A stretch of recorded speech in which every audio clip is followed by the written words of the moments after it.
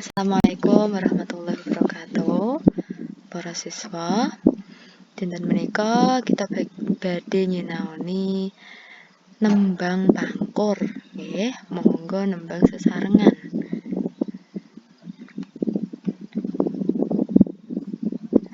Sekar pangkur kang winarna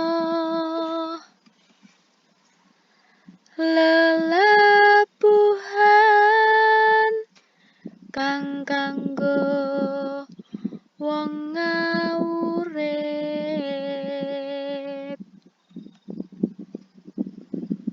ala lan becik puniku prayoga kawruhana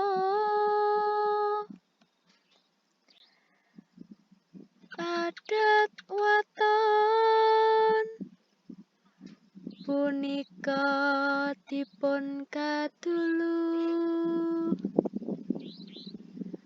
miwah ingkang tata krama den kaesti siang ratri